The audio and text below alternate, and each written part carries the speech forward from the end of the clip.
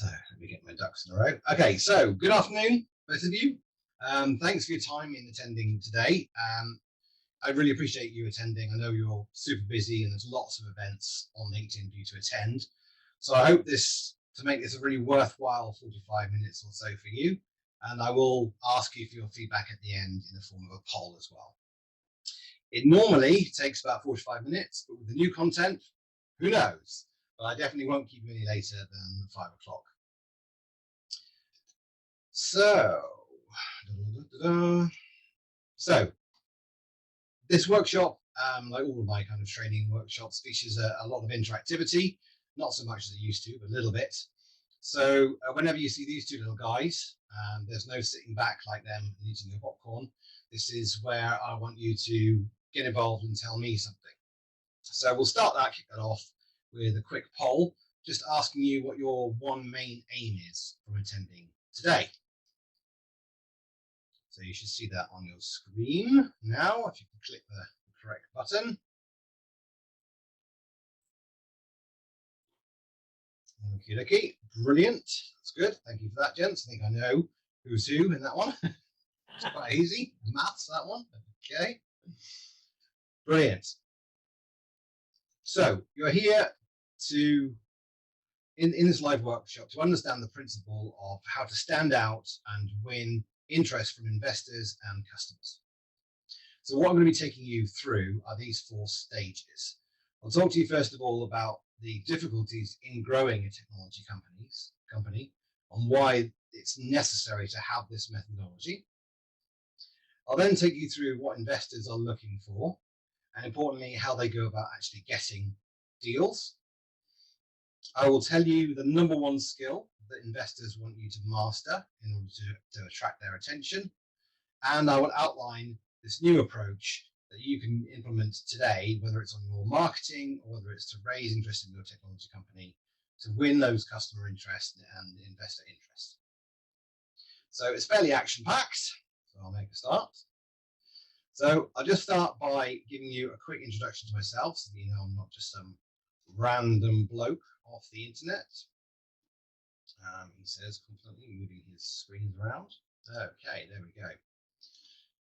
So there are 3 things that you need to know about me by way of introduction. I'm not going to give you my life story, don't worry. #1 is that I'm obsessed with technology companies. #2 is that I am all commercial all the time. And 3, drums are a massive part of my life. Drumming is a big part of my life since I've been 11. So you might see 1 or 2 references to drumming throughout the presentation, which you may spot or not. So, spin-outs. Throughout my career, I've basically worked in them, in technology companies. I've coached, mentored, and trained them. I've delivered sort of commercial services to research providers, worked all around the world training how to start a new technology company, and especially if you come from an academic background. I've worked for a spin-out from the University of Oxford's Tech Transfer Office, working around the world to help develop the knowledge economy. And then, as both of you know, in 2020, my life changed after a bike crash, and I started my own consultancy focused on technology companies, or what I often call spin-outs. So that's the first thing about me, that I'm obsessed with spin-outs and their creation. Secondly, I'm all commercial all the time. So what this means is that my approach and the skills I bring are the commercial skills in how to get that kind of market attention at the early stages of your technology company. And I bring in new thinking, always from the perspective of the market, what they need, so that you can use that knowledge to design and hone and refine your offers until they're literally flying off the shelves. The downside of being all commercial is that I'm not, a PhD level scientist. I don't need to understand all the science to get how to sell your company. And the thing is, neither do your customers or the investors.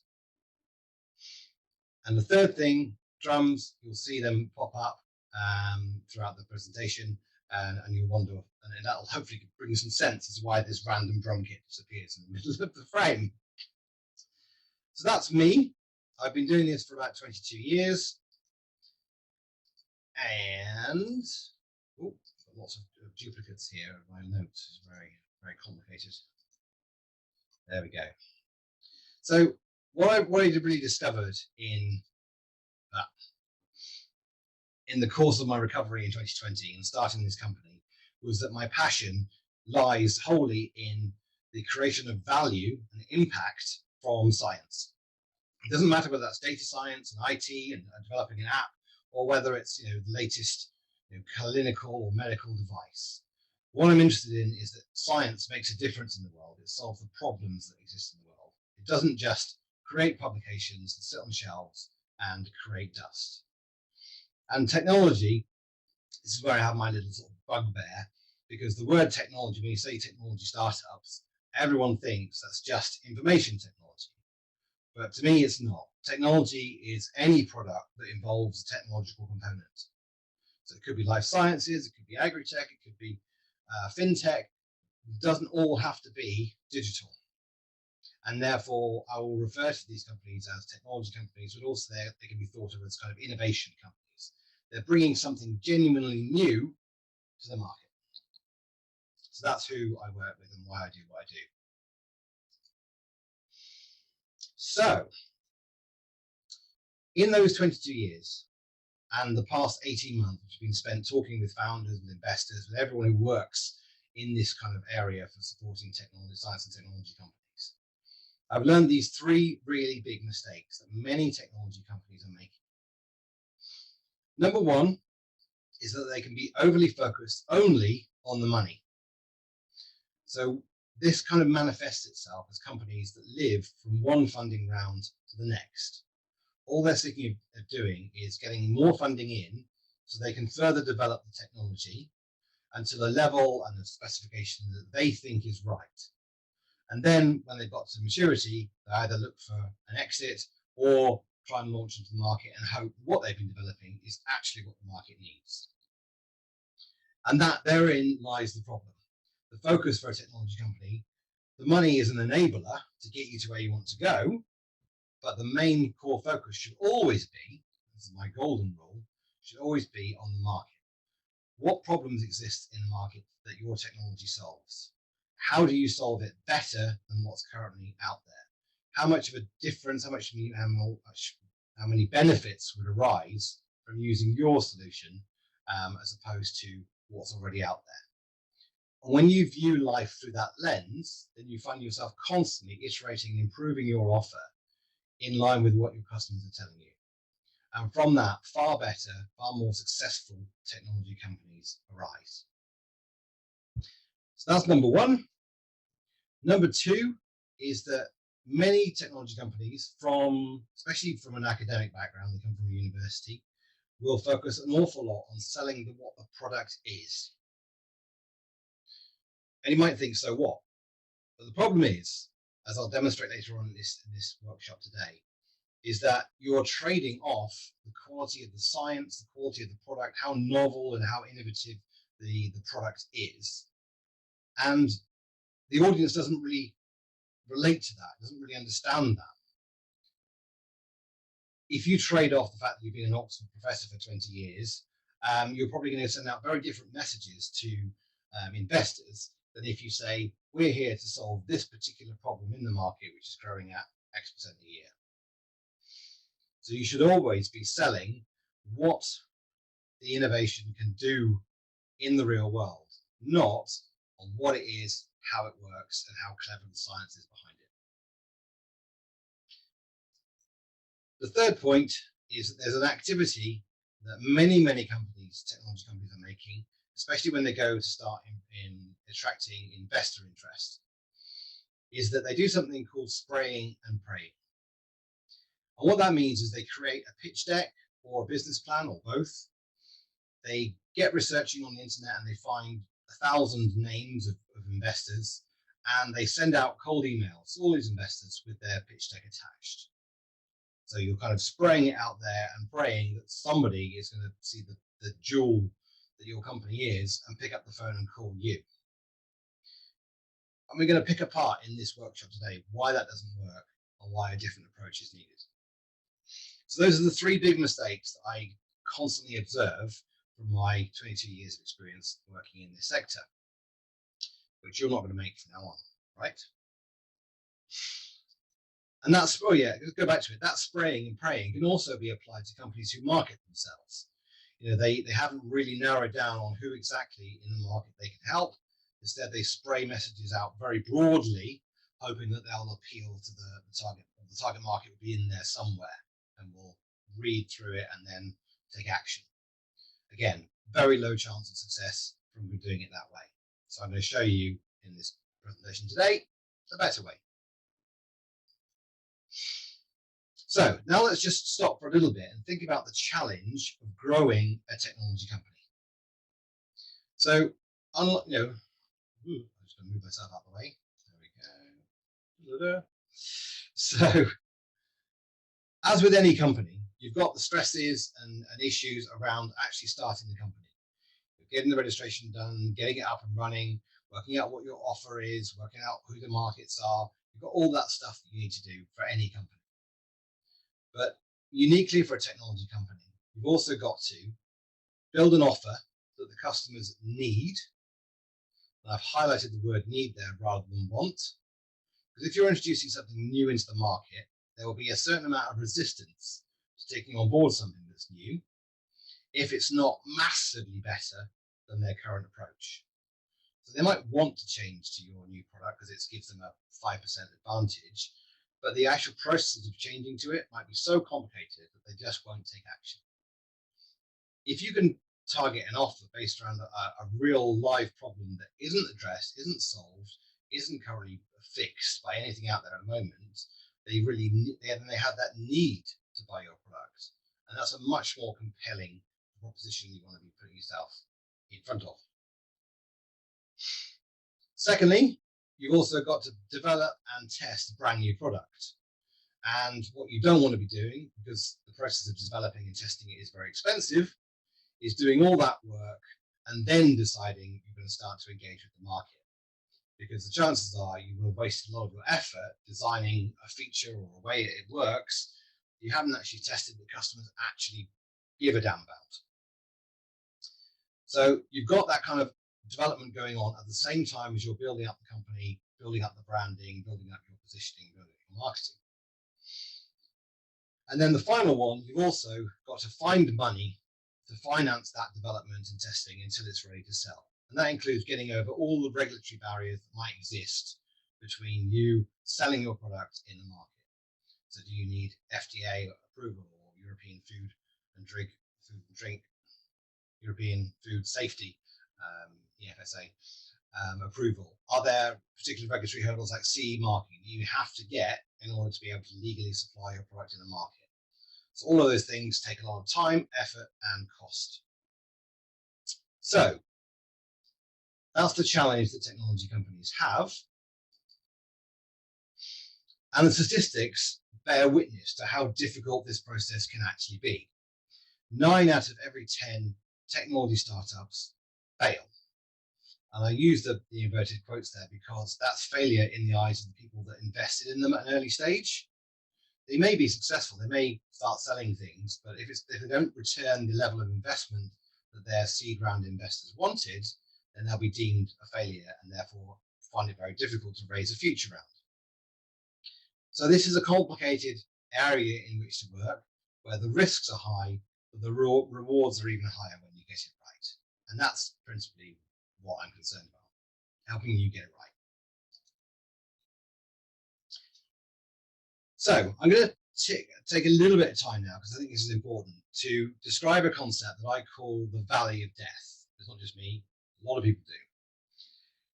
When you're trying to get a new product to the market, you basically got to go along this kind of maturity level scale, which is called TRL, Technology Readiness Levels. It starts at number 1, which is the most very basic principles, the underlying underpinning science behind it.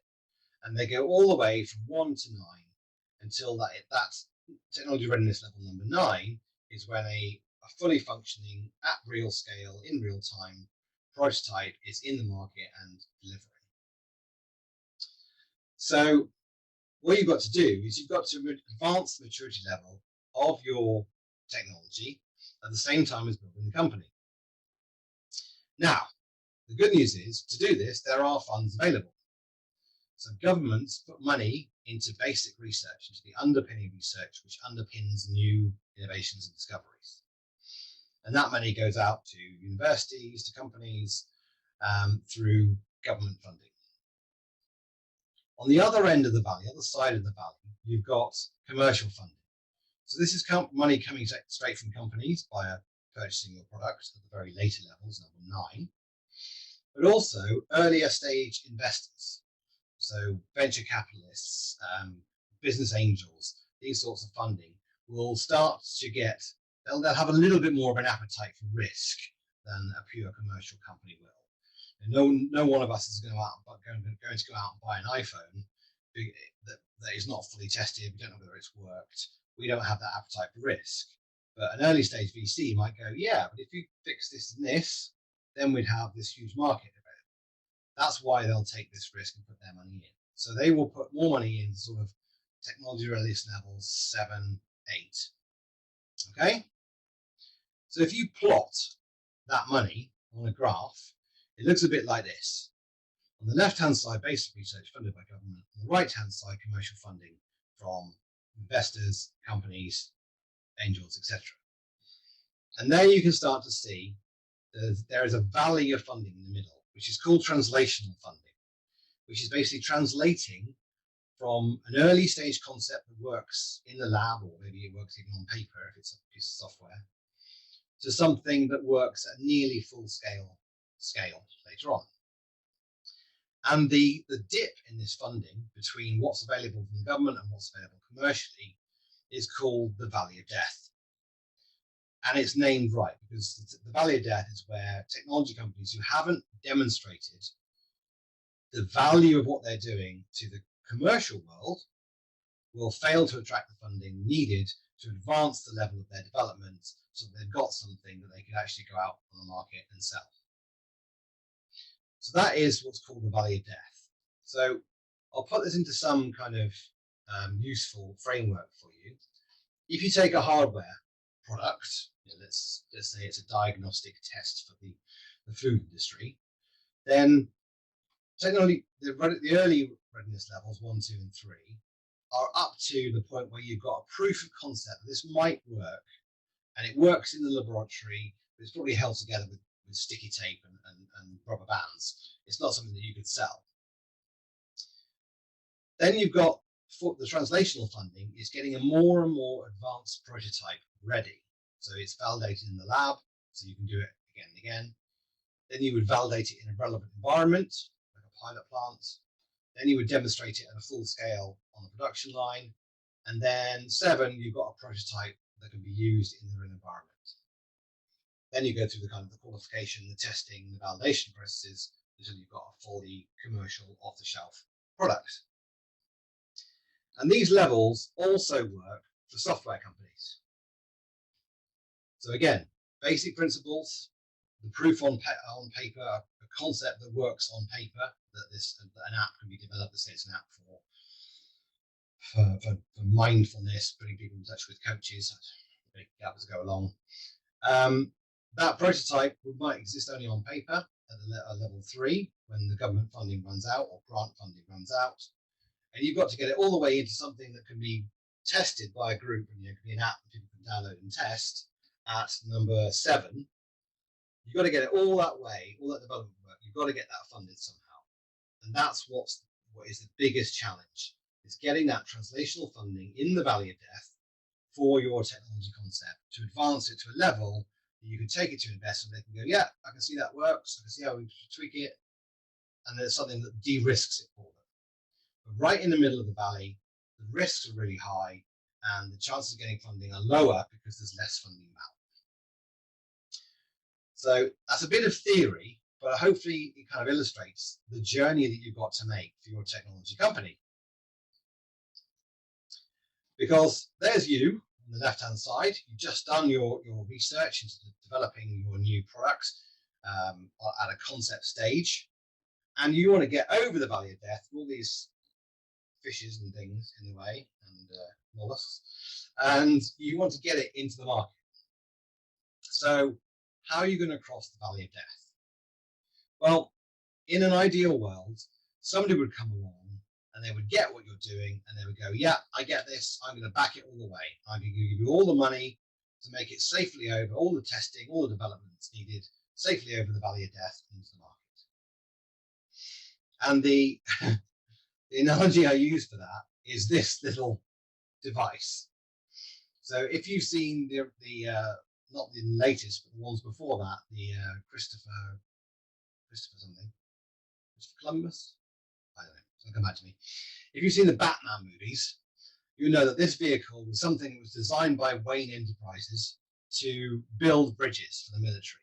And it was a rocket-powered car that would zoom over a gap in the valley with metal cables behind it, and then would fully function, fully fasten a bridge behind it. So this Batmobile is one way of getting all the way over the valley of death to the other side of the market in one big step. But in reality, that never happens unless you know someone incredibly wealthy is willing to back you all the way. So what do you do instead? Well, the way I explain it is you have to start building a bridge to get across the valley. And the unique thing about this bridge is you build it from both sides at the same time. So you're building it a step at a time. On the left-hand side, advancing the prototype you've got into something more realistic. You're going to look around for sources of funding. It could be crowdfunding, it could be friends and family, it could be some seed funding that's available, it could be grants that are available. You're looking to all of the sources of funding to advance, get some funding to advance the level of your prototype, so it's something that you can take out and demonstrate to people that it works. But at the same time, you should start encouraging bridge building on the other side. So start early, reaching out with the market and reaching out with potential early stage investors to see if you can start to attract the sort of investors who get your concept, get the problem you're trying to solve, understand what you're trying to do, and they see the value of the product. And they might put a little bit of funding towards it, but if not, you've still started to build an audience so that when you do complete your bridge building from the left-hand side, there's an audience ready and waiting to take your new product. Because obviously what you don't want to do is you don't want to fall off the bridge and end up in the valley of death. Because obviously if you do, this could mean one of these and many more downsides. You could run out of money before you're able to get your next funding injection in. You could be lucky, you could play the numbers game, you're spraying and praying, and you could get investment.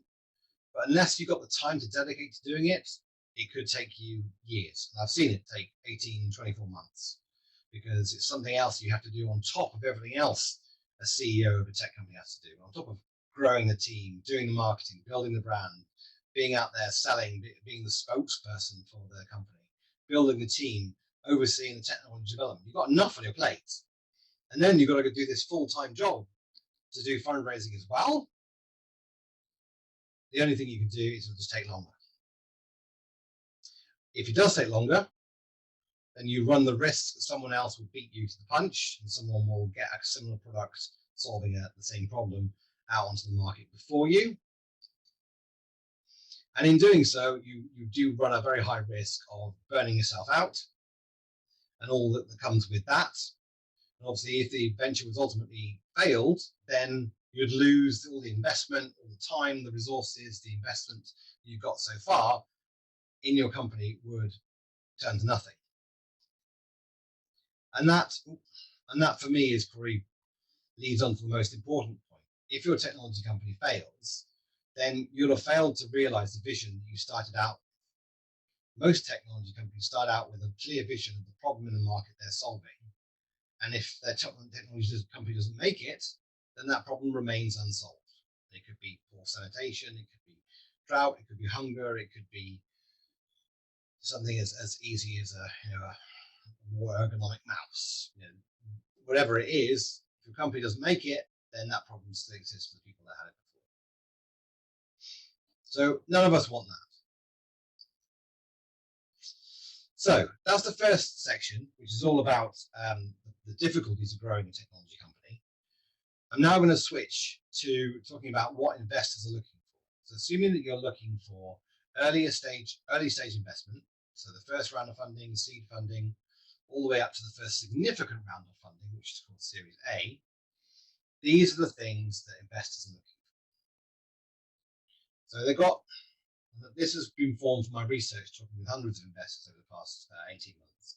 They want to invest in world-class teams, leading innovative technology firms that offer step change solutions to address attractive market opportunities. Bit of a meal mouth sentence, so let's pick it apart a bit. So, what does world-class teams mean? Well, world-class teams, it's often said when you're approaching investors at the early stage, they are as equally investing in you, the founder, as they are in the technology that you're presenting to them, the opportunity that you're presenting to them. And it's cited as the most important factor by 47% of venture capital firms, and as an important factor by 95%. But world class doesn't mean what you might think it might mean. It's not about, you know, this person has spent 20 years as an Oxford professor, has got all these academic awards, they work for a world class institution, etc., etc. It's not that. World class teams is, does the person have the passion? Does the investor believe the person has the passion to see this idea through? It's going to be a bumpy journey. It always is.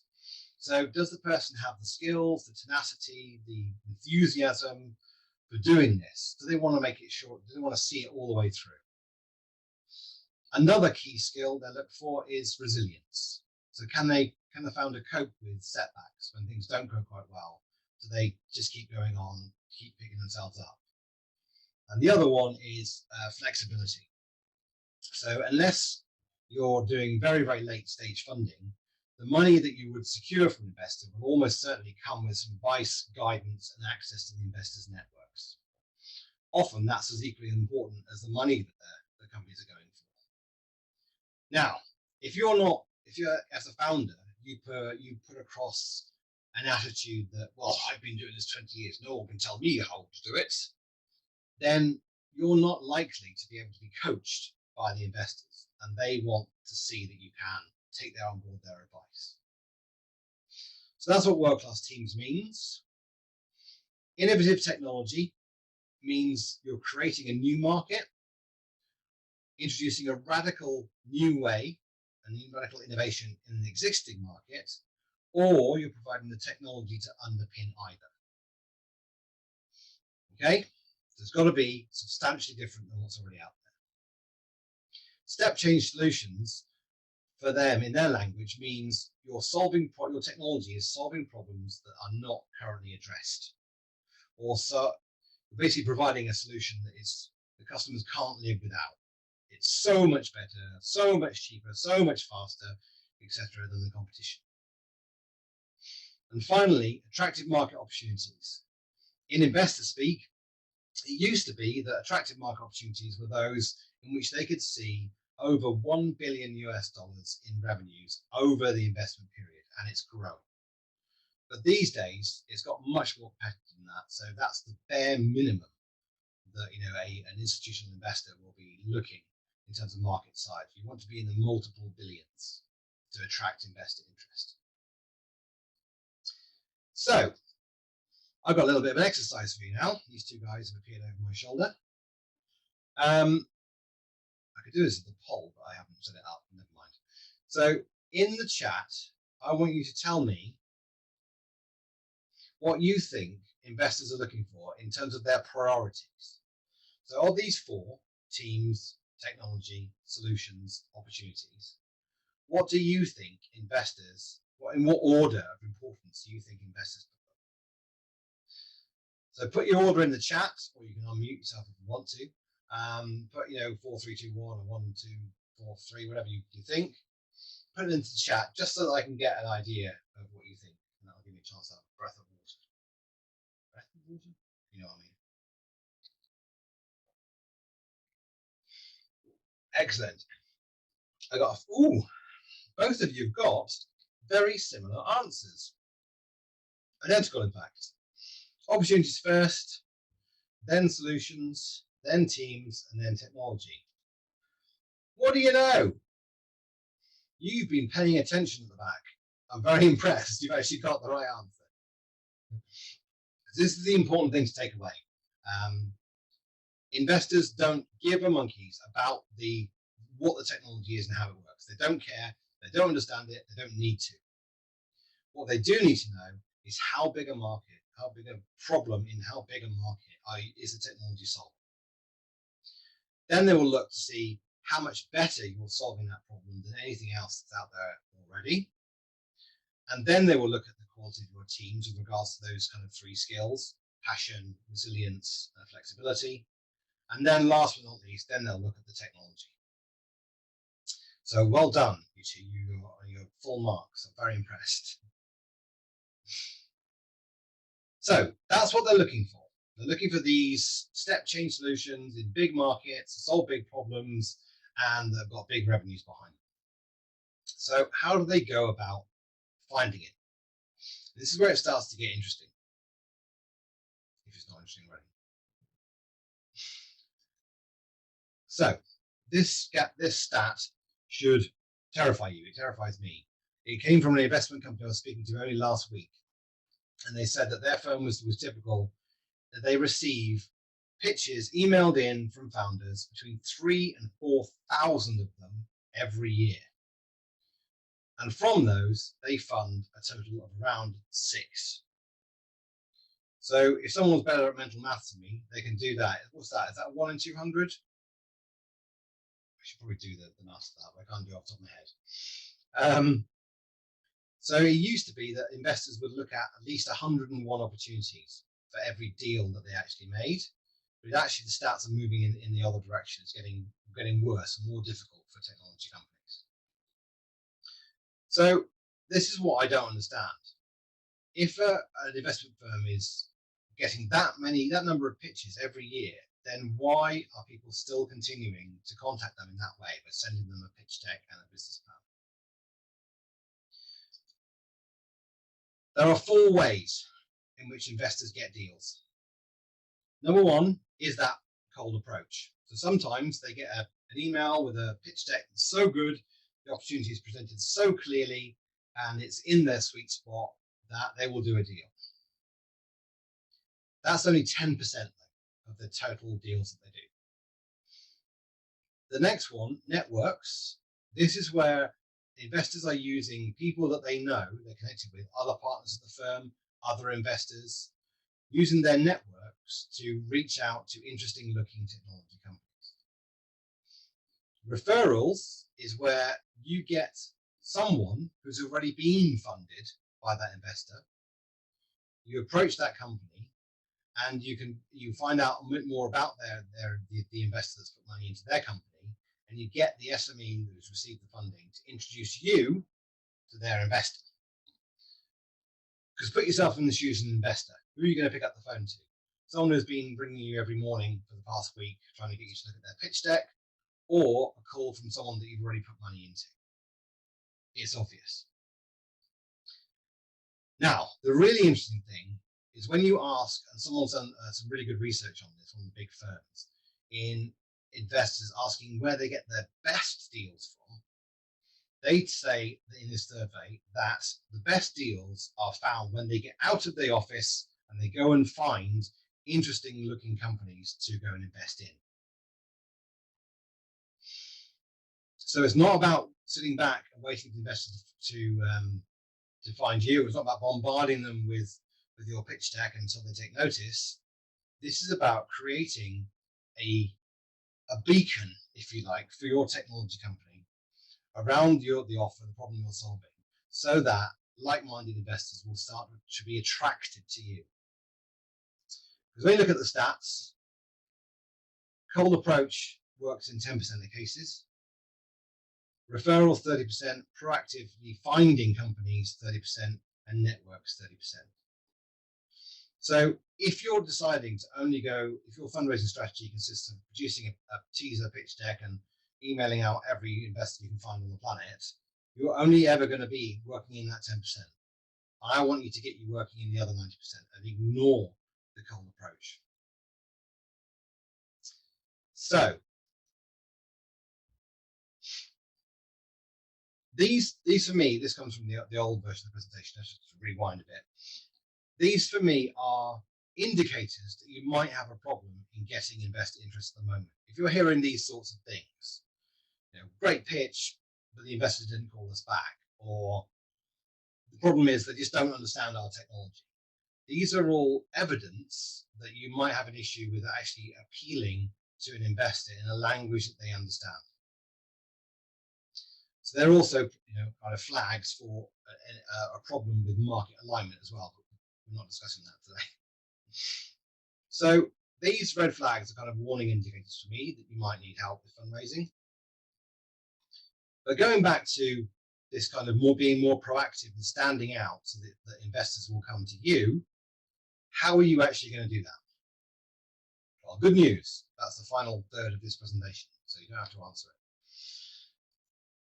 So the number one, I've spoken to a lot of investors over the past 18 months, and they all seem to agree with this, that the best way, the number one skill that technology companies have got to master to attract investor attention is the ability to tell a compelling story.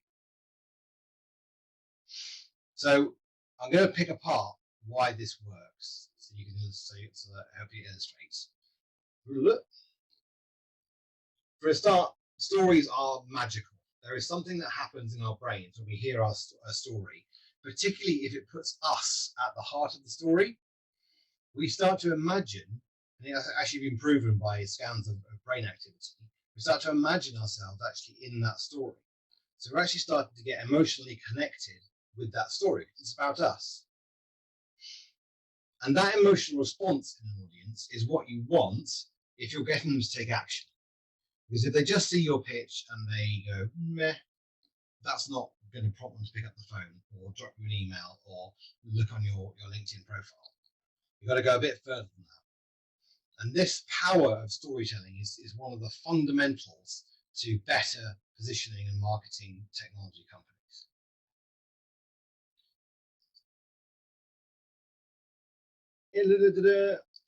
Just zoom on, hang on a second. And that's why, this is not an advert for the company, but just to put this into context, this is why developing that compelling story that will be at the heart of all of your marketing activities, that will help you elevate yourself into a position that you can get engagement with investors. That compelling story development is what I do in my first stage offer, Fit to Fly, there. So just a kind of a heads up. Well, I'll go backwards. So the reason why this approach works, is because when you tell a compelling story, it should always be around why your company exists. Why did you start the company? What problem in the market existed that moved you into in a position to doing something about it and starting this technology company? Why are you doing this? Is this your passion? So a bit like myself, my passion is seeing more impact from science. That's why I create guides and templates on how to improve the fortunes of technology companies and give them away for free, because if any company uses them and benefits from them, then that's another successful technology company, and some of my work is done.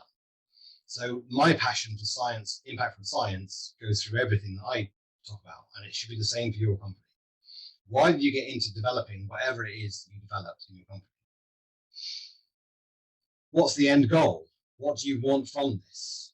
What are the benefits to and to whom of doing this? And why does anyone care? Now, the principle behind this comes from a brilliant book from Simon Sinek called Starting with Why. And basically he talks about how companies typically market themselves. He doesn't have the extra ring there, by the way, who, that's me adding that in. We won't worry about that today. So let's take a company like Dell. So Dell, and this is what the majority of manufacturers and companies and service providers out there are doing at the moment. They are talking about what they deliver. So Dell will say, we make computers, we make handheld devices, we make this, that, and the other. Or a coach might say, we deliver coaching for stressed out employees to help them have a better work-life balance. That's what they're doing. The next level, which is slightly more nuanced, slightly more intelligent marketing, is where the companies are starting to tell them how they do it. So Dell might say, we deliver computers through a direct to consumer configurable website so you can get the options you want, and we deliver it to your door in less than 48 hours. So again, it's starting to be a little bit more compelling, but it's still talking about how you do something. The really successful companies are the ones that start their marketing with their purpose, with their why. And the example I'm going to use for this is one of my least favorite firms, but it's one everyone knows about, so I have to use it, which is Apple. So Apple don't market themselves to say, we make the iPod, we make the AirPod, we make the iPhone, we make this, that, and the other. They don't. That's not what their marketing is about. They don't say too much about, we make a range of stylistic, functionally designed, beautiful, attractive looking consumer devices. What's Apple's marketing slogan? Think different. So think different is their why. The reason Apple entered the computer world initially was to disrupt the market, is to think differently about how a PC was constructed and how it was rolled out with the development of the Mac. And think different is the thread that underpins all of their marketing. So at Apple, we think different. We deliver a range of consumer electronic products which are beautiful in design, flawless in operation, blah, blah, blah. And these devices are handheld, in the ear, phone, etc. So they might go through their why, how, what in their marketing, but they're always starting with why. And this is another kind of scribble it on your pad moment, because this is a takeaway. Companies that talk about their passion, their why, the reason for them existing, what they're doing, let me get out of my own way, move over here. What they're doing is to position themselves in the market and say, here we are. This is why we do what we do. And the people that get that, the people that get the fact that Apple is kind of a design icon, that's why they sell the phone cases with big holes in the cutout so you can still see the branding. That's why people queue up around overnight to get the latest iPhone, even though they only bought one a year ago. Because those people are Apple's people. They're the people that will do business with Apple because they want to be seen as thinking differently. Oh, how much is the time? Okay. So that's the ultimate purpose of marketing that starts with why. You are not out there bombarding the market with messages about what it is that you do and how you do it and how great you are and how lovely everyone thinks you are and blah, blah, blah. You are out there talking about why you founded this company, why you're the best team in the world to solve this problem and take it forward, what your passion is. So that's hopefully a useful takeaway for anyone in any firm doing any sort of marketing. Start with why. So I'll skip over the product offer, but I'm just going to spend the last few minutes explaining why this approach works and what actions you can take now. So if you want people to engage with you, whether you're a coach, whether you're a technology entrepreneur, put the people that you want to be speaking to at the heart of your story. Make it about them. Talk about their issues, their problems, their day-to-day. Show them that you understand where they're coming from. You're someone who gets their issues. On social media, target your content at the thing that connects you to the prospect. So Joe Blogg's out there, a random person you don't know, or the only thing that you share at the moment, you don't share any knowledge about how your product works. He hasn't a clue. He's never heard of you before. But you do share the fact that he's got a problem that your technology can solve, and you can demonstrate how much you know about that problem. So when you start talking about people's problems and the ones that you solve for, you're going to connect with a whole bigger proportion of the market. And this is where the plug is for Maverick. Maverick is a UK-based social selling company. They're brilliant. They give all sorts of free webinars and have funded programs as well. But they came up with this, well, that's where I heard it from anyway, this kind of breakup of the market into problem, outcome, decision, solution. And what they're explaining is that this is the buying cycle that every single person goes through for every single decision making where something is sought out. So let's take an example. The problem is you're hungry. The outcome that you want is still to get some food, to not be hungry. The decision is what options that you have available to you. You could go downstairs and cook what's in the fridge. You could phone for takeout. You could go out to a restaurant. You could call Uber Eats, blah, blah, blah. Those are the decisions. And then finally is the solution. So you decide that I can't be asked to cook tonight. I want to go out and get a Chinese takeaway. And therefore, that's the solution that you've decided on. And you're then out in the market searching for Chinese takeaways. So if you are a Chinese takeaway or advertising on social media, and you market yourselves as, fresh dishes available tonight, deliver at your door in 20 minutes, whatever, then the people that have already made that conscious choice that they have a problem, they are hungry, they want to be not hungry, they've decided that a takeout is the way to go, and they decide that a Chinese takeout is the one that they want. If your message lands with them, you're going to get a sale. Fantastic. But the problem is the people that are in the market who have decided that they're hungry, they want to get a takeout and they want a Chinese takeout are 6% of the total market that's available to you. So if you're ever only selling your product to the people that you know have had to have made a decision that yours is the product that they need, and they're now out in the market comparing you to others, you're only ever talking to 6% of the market. People who are in the process of making a decision are about 30%. Outcome, people who have decided that they want to do something about their problem, 30%. And the people that I might have got mixed up actually. I think it's 6% solution, 10% have made a decision, 30% outcome, 30% have recognized that they've got a problem, and the rest are not even aware that they've got a problem. So there's no point in even starting to persuade people they have a problem. There's no point in trying to persuade me that I'm hungry. Only I know if I'm hungry or not. So if you start talking about the problem, you are connecting with 30, 30, 10, 16, which is 76% of the market. Whereas if you're only targeting Chinese takeaways, people who are in the market buying what you particularly sell, you're only ever going to get to 6% of the market. And that's why it's so important to target your messages around your problem, not around how you solve it or how you're better than everybody else out there. And there you go. If you just talk about the solution, you're missing out on 94% of the market, and no one can afford to do that. That's a lot of wasted marketing effort. So those are techniques that I think you can apply to any business for marketing.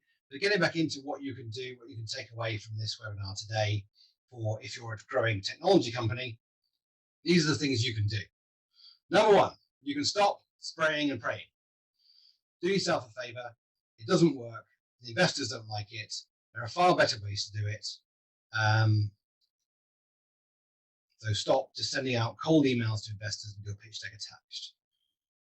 Number two, I highly recommend that you develop, with or without my help, a compelling story that creates an emotional response in the audience around your offer.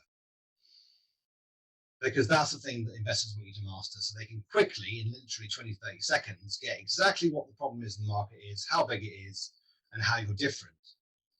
It ignores all the other stuff they don't need to hear about. It ignores the way the technology works and all the team and everything else. It quickly gets to why these people and this opportunity are a good investment opportunity for them. The next thing you can do, if you haven't started it already, is to do as much customer validation as early as you possibly can. So if you're developing an offer or a technology to launch the market, then test it with people.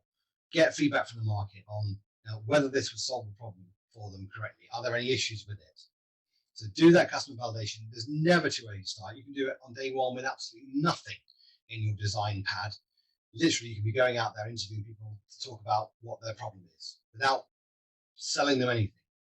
But start talking to the market as early as you possibly can. Otherwise, I'll have to direct you to a video which is about Kevin Costner, which was what happens if you build something in isolation away from the market and then try and launch it. You will almost certainly end up in failure. So that's the point. Secondly, if you're stopping spraying and praying, you need to pick up a new way of engaging investors. So just behind my head is my free 6-step guide called Driven, which is going to be updated fairly shortly.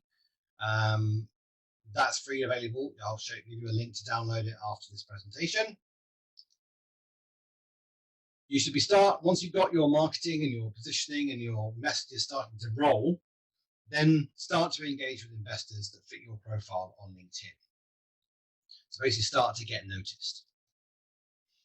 Use your networks to find people that are connected to the people of the investment firms that you want to connect with. And to do all of this, back up all of this, create meaningful content that promotes your company by showing that your understanding of the problem that your customers are facing. You understand their issues, and that's why you develop this thing. You don't need to tell them how it works, how much better it is than everything else out there. You just need to show them you're a credible person to come and talk to get that early sale. So those are my tips and techniques for growing technology companies. You two are some of the very first people in the world to hear this new exciting news. I've decided that the guide I give away for the new process of engaging investors is not enough to show you exactly how to do it. So I've been developing a training course, which will be how to implement the Driven approach, which I'm actually calling it Flight School. Okay, preparing to take off for your next funding destination. And I'm developing this course, but like with new technology companies, I will be testing it with a few early stage customers to get their feedback and make it as good as possible before I produce the full digital version. So what I'm asking for is whether you'd be interested in being part of this beta group, which will also help me determine the kind of the price point for the content as well. And if you do want to do that, then all you have to do is click on this poll. If you'd like to be one of the first to try this new Flight School training, then let me know. Brilliant. Thank you for that. Yes, yes. Oh, 2 votes. Excellent. Great.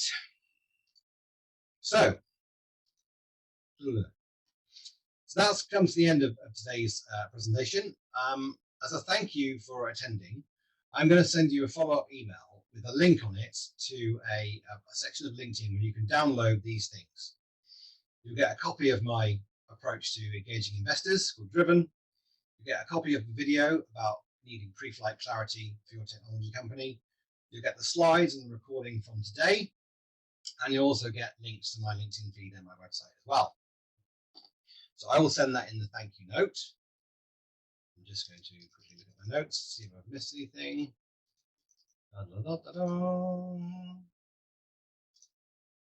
Yeah, okay. So, yeah, oh yeah, I was going to do a recap. So today I've told you about some of the issues, we've explored some of the issues around growing a science and technology company. We've explored what investors look for in good investment deals and how they go about finding them. We've touched on the #1 skill that investors say that you should master if you want to attract their attention, which is the ability to create a compelling story that resonates with them. And we've also talked about some of the ways in which you can apply the principle starting with why to better your marketing and engagement, whether you're a coach, a technology company, or a consultant. So all this stuff is free. All I ask you today is to support what I'm doing on LinkedIn, to share more knowledge about building unicorns and building successful science and technology companies. Follow me on social media of your choice, and do like, comment, share on any content I produce. With that said, I I'll then turn it over now. We're about out of time, but if you do want to ask any questions, I am all yours.